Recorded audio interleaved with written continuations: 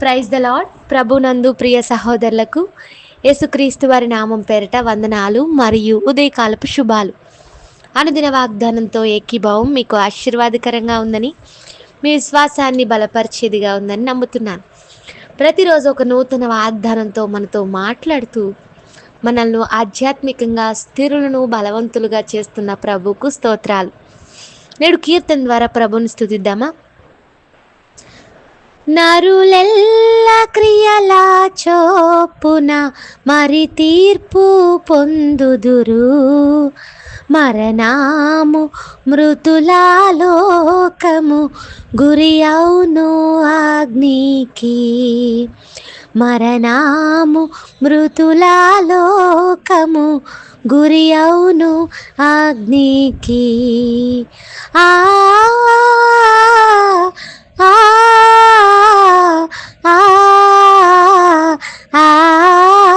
అంత్య తీర్పు నందున యేసు నీ రక్షకుడే, మహా భయంకరం బగు సింహంబుగా నుండు.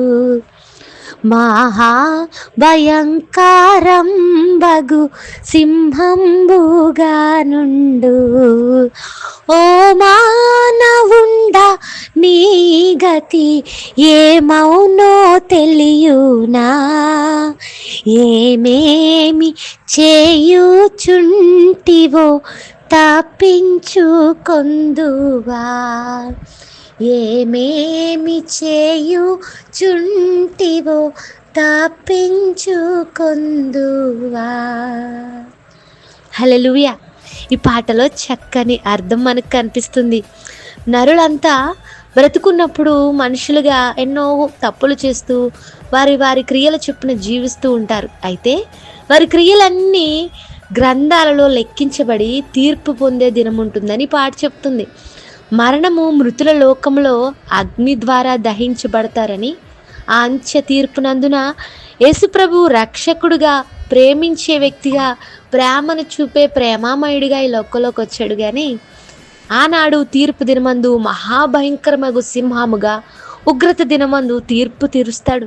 ఓ మానవుడా, నీ గతి ఏమైపోతుంది, ఏమేం చేస్తున్నావో ఆలోచించుకో అనే చెప్పే హెచ్చరిక గీతం, అద్భుతమైన మాటలు ఈ పాటలో ప్రస్తావించబడ్డాయి. పాటను బట్టి దేవుని స్తుతించండి.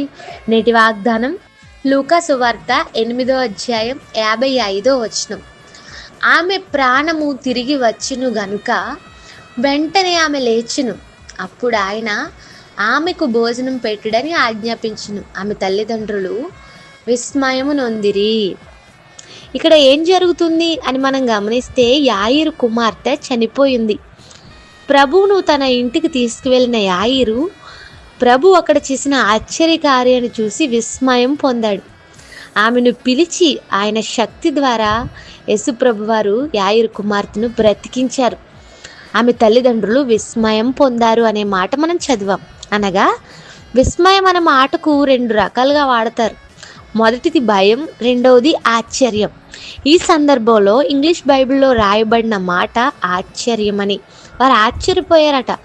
ఎందుకు అంటే ప్రభు అక్కడ ఆ చనిపోయిన బిడ్డను బ్రతికించి అద్భుతాన్ని జరిగించారు.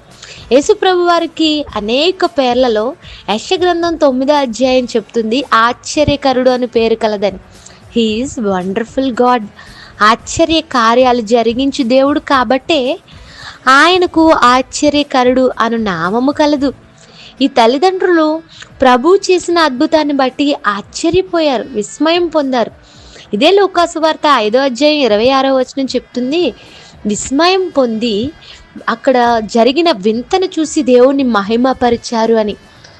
ఈ ఉదయం దేవుడు మన బ్రతుకులో ఎన్నో అద్భుత కార్యాలు చేశారు. ఇప్పటి వరకు మన ప్రార్థన విని అంగీకరించి ఆ ప్రార్థనకు సమాధానముగా మేలులు చేసినప్పుడు, నీ అవసరత తీర్చినప్పుడు, నీకు అద్భుతం చేసినప్పుడు విస్మయం పొంది ఊరుకుంటే కాదు, కానీ దేవుణ్ణి మహిమపరిచే వారముగా మనం ఉండాలి. మేలులు పొందుకున్న తర్వాత, ఆశీర్వాదాలు పొందుకున్న తర్వాత ఆయనను మనము మర్చిపోవడం కాదు, ఆయనను స్తుతించే వారంగా, మహిమపరిచే వారంగా ఉండాలి. ఈ సందర్భంలో యాయిరు సమస్య ఉన్నప్పుడు ఎంతగా ప్రభువును వెతికాడో, ఎంతగా ప్రభువుని ప్రాధాయపడ్డాడో, సమస్య తీరిపోయాక కూడా అంతగా ప్రభువుని స్తుతించాడు, అంతే ఆసక్తిని చూపించాడు. అలాంటి అనుభవంలోనికి ఈరోజు మనం కూడా రావాలి. ఈరోజు వాగ్దానం చెప్తున్న సత్యం అదే. సమస్య ఉన్నప్పుడు, అక్కరతో ఉన్నప్పుడు, ఒకవేళ ఆ అవసరత తీరిపోయాక వేరేలా ఉండడం కాదు, కానీ సమస్య ఉన్నప్పుడు ఎలా ఉన్నావో అవసరత తీరిపోయాక కూడా అంతే ఆసక్తి దేవుని పట్ల చూపించాలి. అప్పుడే దేవుని దగ్గర నుండి మన ప్రార్థనకు సమాధానం త్వరగా వస్తుంది. కృతజ్ఞతతో నిండిన హృదయం మనకుంటే, ఆ కృతజ్ఞత హృదయంతో దేవుని సన్నిధికి వచ్చి స్తుతించే వారిగా మనం ఉంటే ఎన్నో మేలులు పొందుకోగలుగుతాం. ఈ ఉదయం నీ కృతజ్ఞతా స్థాయి ఎలా ఉంది? ఒక రోగం నుండి నిన్ను విడుదల చేశాడు, ఒక ఉద్యోగాన్ని దేవుడు నీకు ఇచ్చాడు, ఒక సమస్య నుండి విడుదల చేశాడు, ఒక కోర్టు కేసు నుండి, ఒక ప్రతికూలత సందర్భం నుండి, ఎన్నో అవసరాలు దేవుడు నీకు ప్రతి క్షణం తీరుస్తూనే ఉన్నాడు. నీలాంటి వారు, నీతోటి వారికి ఎంతోమందికి లేని ఆశీర్వాదాన్ని, కృపని అనుదినము మీకు దయచేస్తున్నాడు. ఇంకా లేని వాటిని గురించి ఆలోచిస్తూ వాటి కోసం ప్రయాసపడుతూ ఉన్న వాటిని బట్టి దేవుని మహిమపరచలేకపోతున్నారేమో. నన్ను అడిగితే అంటాను, ఈ రాత్రి పడుకుని ఉదయం మనం లేవగలగడమే చాలు. బ్రతికి లేచి ఉదయాన్ని చూడగలగడమే చాలు దేవుని స్తుతించడానికి. వేరే వేరే కారణాలు అక్కర్లేదు. గత రాత్రి ఉన్నవాళ్ళు ఎంతోమంది ఈ ఉదయం సజీవులుగా లేకపోవచ్చు. ఆలోచించండి, విస్మయం అనిపిస్తుంది కదా. ఈ విస్మయంతోనే దేవుణ్ణి మహిమపరిచినప్పుడు, నీ సమయాన్ని కృతజ్ఞతతో దేవుణ్ణి స్తుతించడానికి ఉపయోగించినప్పుడు ఎంతో గొప్ప ఆశీర్వాదాన్ని చూడగలం, అనేకమైన మేలులు పొందుకోగలం. ఈ రోజంతా ఈ వాగ్దానం ఆధారంగా ప్రభువుని స్తుతించండి. ప్రార్థన. నమ్మకం గల మా తండ్రి, మాతో మాట్లాడిన మాటలు బట్టి స్తోత్రాలు. మా ప్రియులను ఈ దినమంతా ఈ మాటల ద్వారా బలపరచండి. ఆనాడు యాయిరు కుటుంబంలో కలిగిన విస్మయము ఈరోజు మా బ్రతుకుల్లో నీవు చేసిన ఆశ్చర్యకార్యాలు తలంచినప్పుడు మా హృదయాల్లో కూడా కలుగుతుంది. అయితే వాటిని బట్టి నిన్ను మహిమపరిచే బ్రతుకులను, నిన్ను స్తుతించే కృతజ్ఞతా హృదయమును మా ప్రియులందరికీ దయచేయండి. ఈ వాగ్దాన ఫలింపును, దినాశీర్వాదములు దయచేయమని అడుగుచు యేసుక్రీస్తు వారి నామంలో అడిగి వేడుకొంచున్నాం తండ్రి. Amen. Have a blessed day. God bless you all and me as well. Thank you.